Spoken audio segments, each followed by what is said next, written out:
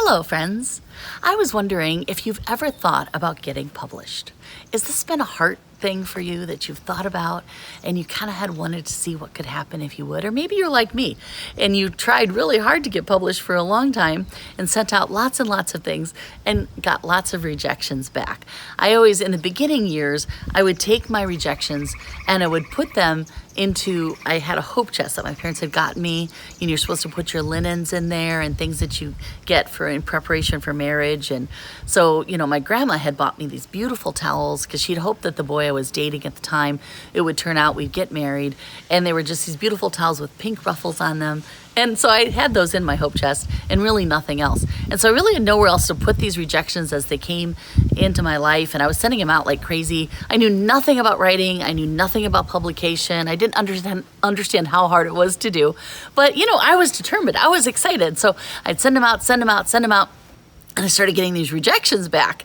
And I remember one time I got one that was like a whole list of things like does not meet our needs at this time, is too wordy, all these things. There was a bunch of things that were possibilities of what could be wrong, and not one of the boxes were checked. I'm like, what am I supposed to do with this? How am I supposed to get better at writing when they don't even tell me what I did wrong? I mean, obviously it's bad enough that my self-addressed stamped envelope, which is what you sent at the time, is coming back to me in the mail.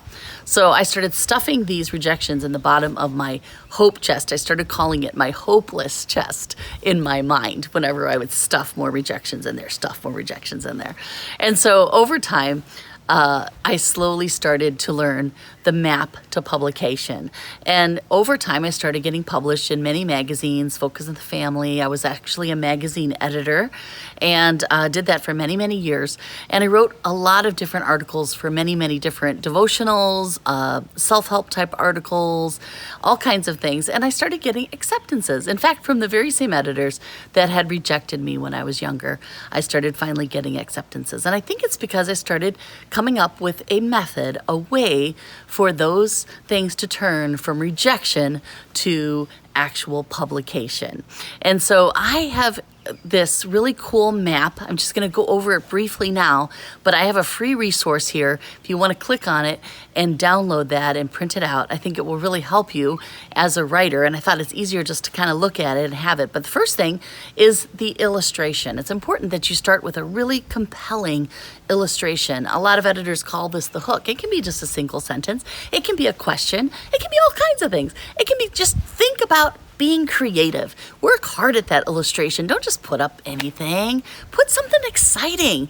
And then after you do the illustration, you need a transition sentence from the illustration to the main part of the story of your article. And so you kind of need to transition. What is your article about? And then, kind of think about that and transition that illustration into the main part of the article. And then from the main part of the article, then you need to kind of start broadening it. And what does that mean? I remember the editors, I can't even say this, editors used to say, just narrow your focus but broaden it. And you'd be like, what in the world are these people talking about? I have no idea. And so I'd be so confused.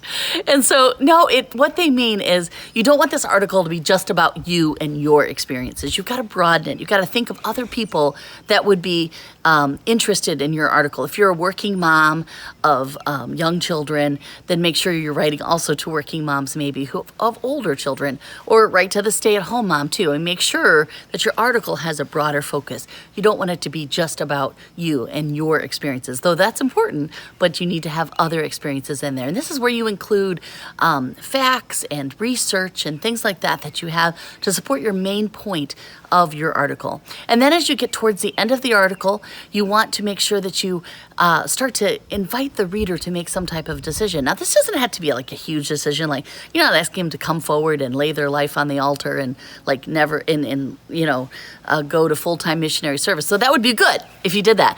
But you want them to do something that's easy or simple, but you want it to be something that's transformative in their life. It can be simple though. I want to ask them to make some type of decision or some type of thing for the reader to do, because then it just brings it right into the reader. You're really writing for the reader. And then you tie it all together with like a nice little bow, and you end with like something from your first illustration there, kind of end that at the bottom and kind of like a little sentence about that. And that ties it all together. And then if you want to write not just a short, that would be like a devotional or maybe a short article. Then if you wanted to make a longer article, you would just do that 3 or 4 times, then tie the whole thing together. And if you wanted to do that for a chapter, you do that 5 or 6 times. And then you'd end your chapter and then start your next chapter. And so it's a great little map, and I hope you download it, and just when you get a chance, go ahead and use that, and you're going to see your articles start to get published.